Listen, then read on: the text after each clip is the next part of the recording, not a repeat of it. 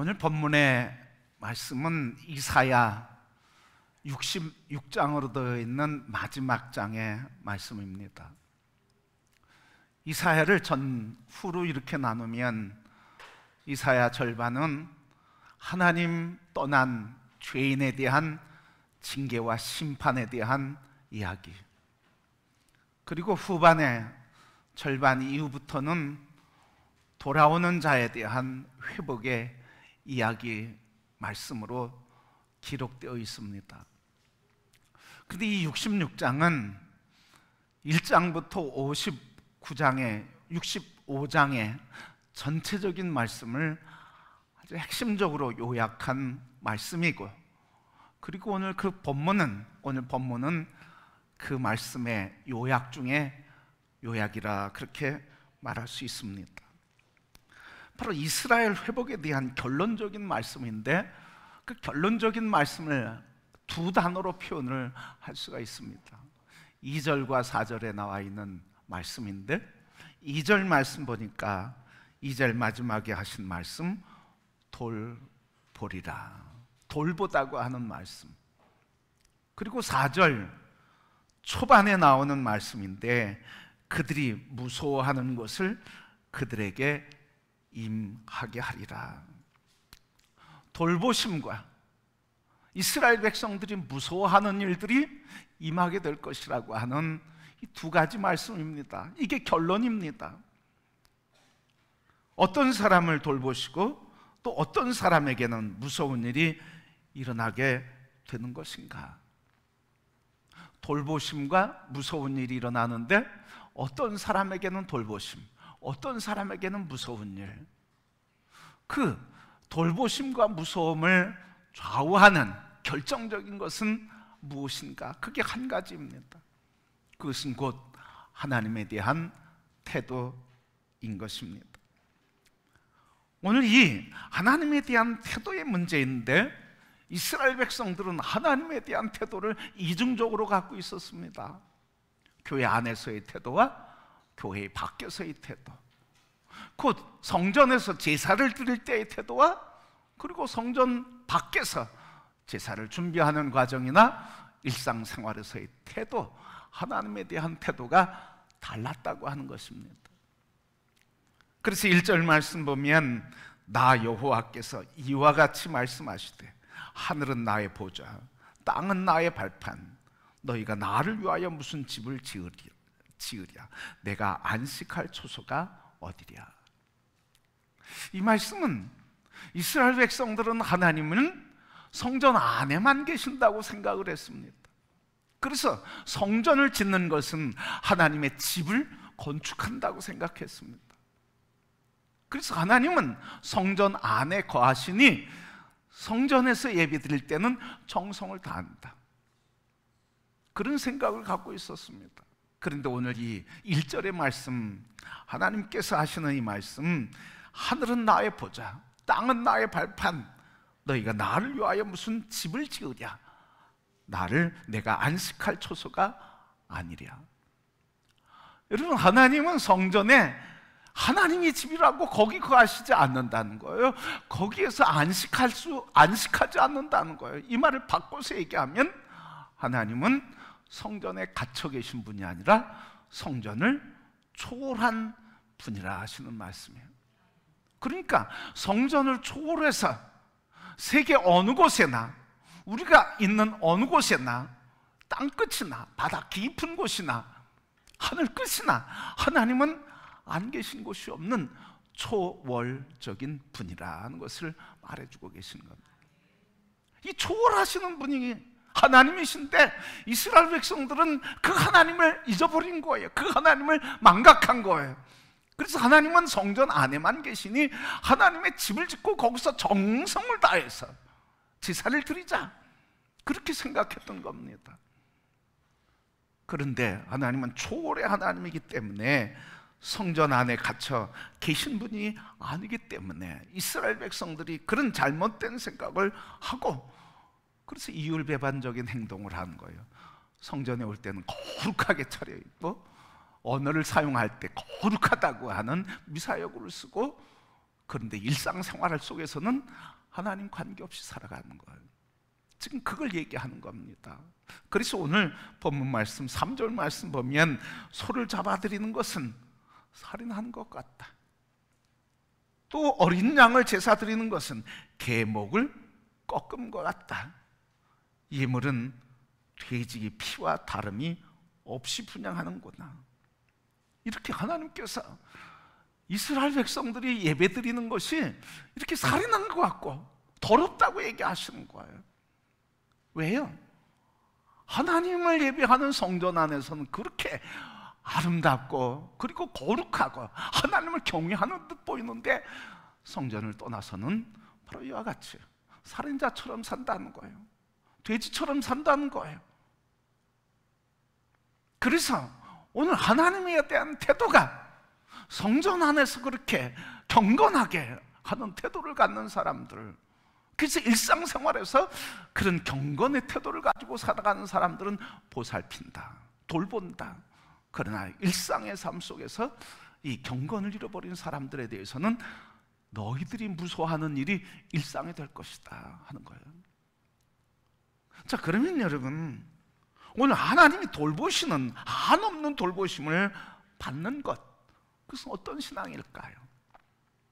오늘 본문 2절 하반절에 보면 하나님이 돌보심을 받는 사람들의 신앙생활은 무엇인가? 하나님의 돌보심 받는 것은 무엇인가를 표현해 주는데 2절 하반절 이렇게 기록했습니다. 무릇 마음이 가난하고 심령에 통회하며 내 말을 듣고 떠는 자는 그 사람은, 떠는 자 그 사람은 내가 돌보려니와. 하나님의 돌보심을 받는 사람이 따로 있다는 거예요. 이렇게 예배한다고 다 받는 게 아니라는 거예요. 하나님의 돌보심을 받는 사람이 따로 있는데 그 사람은 어떤 사람이냐? 먼저 마음이 가난한 사람, 심령에 통회하는 사람, 하나님의 말씀을 듣고 두려움과 떨림으로 살아가는 사람, 하나님을 경외하는 사람이라는 거죠. 그게 교회 안에서만이 아니고 예배 드릴 때만이 아니고 일상생활에서 그래야 된다는 거예요. 삶은 하나님과 관계없이 살아가는 사람, 하나님 나도 너와 관계없이 내가 산다, 그렇게 얘기하시는 거예요. 여러분, 오늘 말씀을 좀 보면 가난한 사람, 오늘 말씀해 보니까 마음이 가난한 사람은 하나님의 돌보심을 받는데요. 마음이 가난한 사람은 어떤 사람일까요? 부한 사람은 다 사소하죠. 다 구할 수 있는 능력이 있죠. 해결할 수 있는 능력이 있는 사람이죠.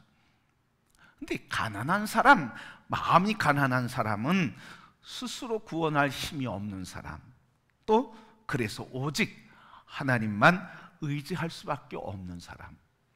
돈이 있느냐 없느냐, 건강하냐 안 하냐, 내가 명예와 권세가 있느냐 없느냐, 그게 아닌 거예요. 그게 있든 없든 관계없이 내 마음에 오직 하나님만 의지하는 마음이 있느냐, 하나님만 의지할 것은 오직 하나님뿐이냐고 하는 이 마음, 이게 가난한 마음이라는 거예요. 다 경제적으로 가난해져야 된다, 그게 아니에요. 하나님께서 뜻이 있고 재정의 일꾼으로 사는 사람들에게는 하나님께서 기업을 복되게 해주시고 풍성케 하시는 거예요. 그렇기 때문에 마음이 가난하다 하는 사람은, 가난하다고 하는 이 말은 있든지 없든지, 건강하든지 아니든지 관계없이 오늘 나는 오직 하나님만 의지하는, 그래서 하나님만 의지할 수밖에 없는 나는 연약한 존재라 고백하는 이 사람, 그래서 하나님만 붙드는 사람이 마음이 가난한 사람이라는 거예요. 이렇게 하나님만 붙드는 사람, 그래서 마음이 가난한 사람은 어떻게 사냐는 거죠. 이렇게 마음이 가난한 사람은 오직 하나님밖에 없어요. 오직 예수님밖에 없어요. 오직 성령님밖에 없어요. 오직 하나님의 말씀이 나의 길이 되시고, 아멘. 이게 가난한 사람들의 고백이에요. 하나님이 나의 피난처와 요새가 되셔서 환난과 시련과 아픔과 문제가 있을 때마다 나의 피난처는 하나님이라고 하나님께 찾아가는 사람, 이게 마음이 가난한 사람. 하나님의 하나님의 말씀이 나의 소망과 꿈과 비전이 된다고, 하나님 말씀을 내게 들려주실 때 그 말씀 붙들고 아멘, 하나님 말씀이 나의 인생의 길입니다, 나의 꿈입니다, 나의 비전입니다, 하나님 말씀에 전적으로 붙들려서 말씀 따라 살아가는 사람, 이게 가난한 사람이라는 거예요. 예수님밖에 없는 사람. 목회하면서 제가 세 가지 목회에 대한 초점을 늘 갖고 있었습니다. 하나님의 말씀이 나의 꿈이 되고 비전이 되는 것, 예수님의 성품이 나의 인격이 되는 것, 성령님의 능력이 나의 권능이 되는 것. 원하고 바라고 기도합니다. 가산말이죠. 그 가산말이 목회하면서 우리 교회에 부목사가 되고 지금 목사가 된 전도사님이 훈련받으면서 은혜 받은 그 말씀을 시로 써서 찬송곡을 만들게 된 거예요. 가난한 사람은 바로 이런 사람이라는 거죠. 하나님의 말씀이 나의 꿈이 되고 나의 소원이 되고 나의 길이 되고 나의 피난처가 되고, 그래서 하나님밖에 없습니다. 예수님의 성품이 나의 인격이 돼서 인간적인 생각과 감정이 올라올 때마다 주님만이 나의 성품입니다. 그래서 예수님 닮으려고 나를 십자가에 못 박고 난 죽었습니다 고백하며 살아가는 사람, 이게 가난한 사람. 성령님의 능력이 나의 힘이 된다고 지금도 도우시는 성령님의 역사하심을 따라 살아가는 사람, 이런 사람이 가난한 사람이에요.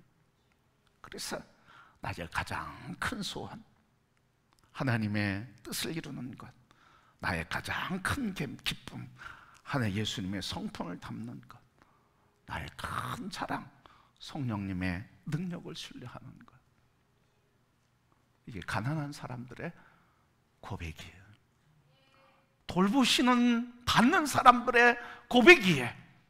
이게 교회 안에서 기도할 때나 찬송할 때나 예배할 때만이 아니라 나의 실생활 속에서 삶의 위기와 아픔과 두려움과 그리고 떨림과 분노와 억울함, 모든 삶의 문제에서 감정대로 바라지 않고 나의 혈기대로 살아가지 않고 하나님밖에 없습니다, 나를 죽여주세요, 십자가에서 나는 죽었다고, 성령님만이 나의 힘이 된다고, 하나님만이 나의 길이 된다고 엎드리는 사람, 이게 가난한 사람.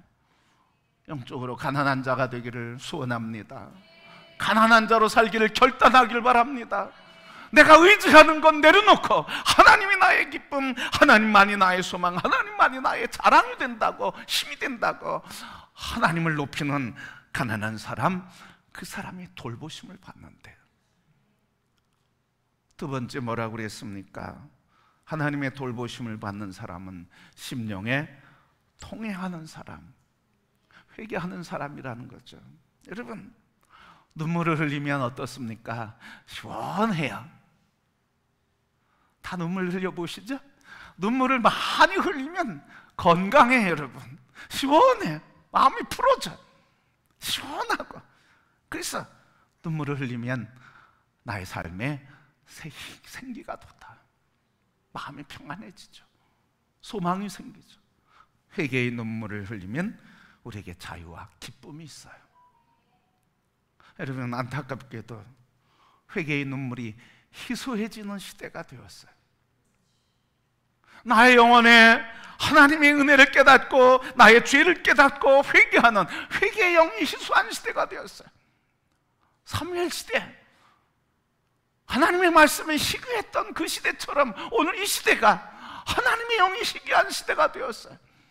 하나님의 영이 아니라 사람의 지식과 의지와 그리고 철학과 관념을 의지하고 상식을 의지하고 과학을 의지하는 시대, 하나님의 영을 의지하는 모습들이 점점 없어지게 되었어요. 바로 이 사무엘 사사의 시대가 오늘 이 시대의 모습 아닙니까? 하나님 말씀하셔도 들을 수가 없어, 깨달을 수가 없어, 알 수가 없어. 들으셔도 주셔도 사람의 생각으로 얘기해요, 사람의 이야기로 얘기해요. 오늘 이 시대의 회개의 눈물이 희소해지고 회개의 영이 점점점 보이지 않는 것처럼 보이는 이 시대의 비참함이 무엇입니까? 눈물이 없으니까 뭐가 올라와요? 감정이 올라와요. 분노가 올라와요. 억울함만 올라와요. 여러분, 이 하나님의 회복의 역사는 반드시 통과해야 할 문이 있는데 무슨 문이에요? 회개의 문이라는 거예요. 하나님의 은혜가 반드시 우리에게 임하시는데 하나님의 은혜를 받는 분명한 길은, 그 은혜의 길은 회개의 눈물이라는 거예요. 그래서 하나님께서 뭐라고 그러세요? 이스라엘 백성들에게 돌아오라고 그러잖아요. 옷을 찢지 말고 가슴을 찢으며 돌아오라고 얘기하시는 거예요. 선지자들 통해서 돌아오라고 얘기하시는 거예요. 회개하라고. 너희들이 의지하고 너희들이 부유했던 그 삶 내려놓고 하나님밖에 없다고, 하나님께로 돌아오라고. 예수님께서 뭐라고 그러세요? 회개하라, 천국이 가까웠느니라. 복음은, 우리의 회복은, 기쁨은, 그리고 하나님의 돌보심은 반드시 통해의 문을 통과하는 자에게 주시는 선물인 것입니다. 그렇게 여러분, 오늘 우리가 회개하는데 뭐 공동기도에서 우리가 어떻게 구체적으로 회개의 기도를 하겠습니까? 다 할 수 없죠. 그러나 개인 기도에 이런 회개가 살아나기를 소원합니다. 회개, 죄로 인해 아파하고 애통하며 그리고 굴복하며 이 죄가 나를 짓누르는 고통 속에서, 이 죄로 인해서 어둠의 영이 나를 짓누르는 고통 속에서 이 죄가 하나님의 돌보심을 빼앗아가고 방해하는 이 현실 속에서 애통하며 눈물을 흘리는 회개의 눈물이 다시 회복되는 이 시대, 회복되는 성도들이 되기를 축복합니다. 하나님 앞에 음욕을 품은 죄, 형제를 미워한 죄, 분노하며 화를 낸 죄, 말씀에 순종하지 않은 죄, 사명에 충성하지 않은 죄, 이기적인 신앙생활을 한 죄, 하나님의 재물을 마치 내 것인 것처럼 사용했던 죄, 나의 생각이 마치 하나님의 뜻인 것처럼 착각했던 죄, 내가 내 인생의 주인처럼 여기며 살았던 죄, 한없이 많은 죄, 다 고백할 수 없는 깊은 죄들, 그저 주님 앞에 베드로가 고백한 것처럼 주님, 나는 죄인입니다. 나를 떠나소서. 이사야가 하나님 앞에 섰을 때 하나님, 나를 떠나소서, 나는 죄인입니다. 이런 회개의 영이 되살아나는 그곳에 기쁨이 있고 하나님의 돌보심이 있고 천국이 있고 하나님의 기쁨과 감격이 있게 되는 것입니다. 하나님의 돌보심을 받기 원하십니까? 회개의 문으로 들어가시기를 바랍니다. 거기에서 돌보심이 있습니다. 그렇지 않고 여전히 죄 가운데 살면 하나님께서 오늘 이사야 66장 4절에 있는 것처럼 너희들이 두려워하고 무서워하는 일이 너희에게 임하게 될 것이다. 그러니 심령에 회개하라. 마음이 가난한 자가 되어라. 심령에 회개하는 자가 되어라. 그럴 때 너희에게 나의 돌봄이 있게 될 것이다. 마지막으로 무엇이 하나님의 돌보심을 받게 합니까? 내 말을 듣고 두려움에 떠는 자. 다시 얘기하면 하나님 말씀 앞에서 두려움으로 하나님을 경외하는 자라는 거예요. 여러분, 하나님 만나기를 원하십니까? 하나님 만나시기를 축복합니다. 그런데 여러분, 하나님을 만날 땐 성경에 어떻게 나타납니까? 하나님의 음성이 들릴 때 어떻게 나타납니까? 하나님의 임재하심 속에 사람들의 반응은 어떤 거였습니까?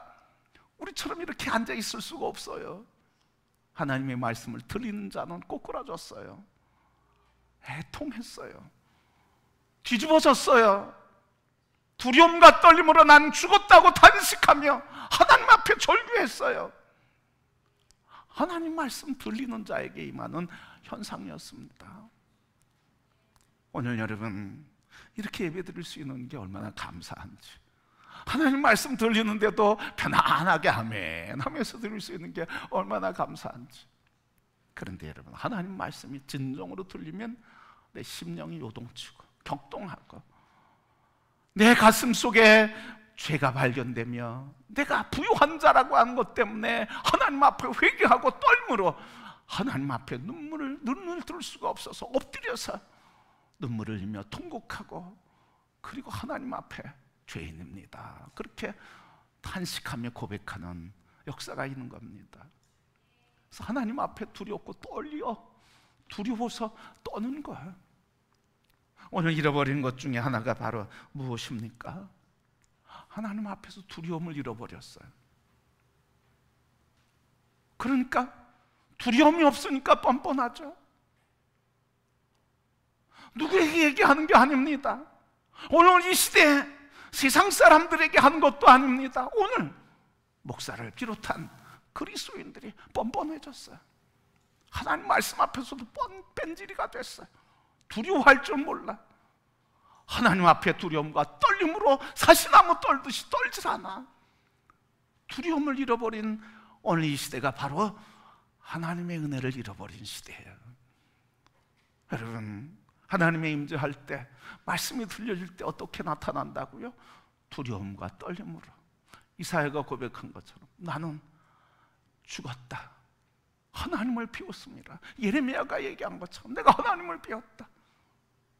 베드로가 예수님을 만나고 고기잡이한 위에 두려움과 떨림으로 엎드려서 예수님, 나를 떠나소서, 나는 죄인입니다. 여러분, 이런 경외함, 두려움, 떨림, 이것이 오늘 우리에게 회복되기를 소원합니다.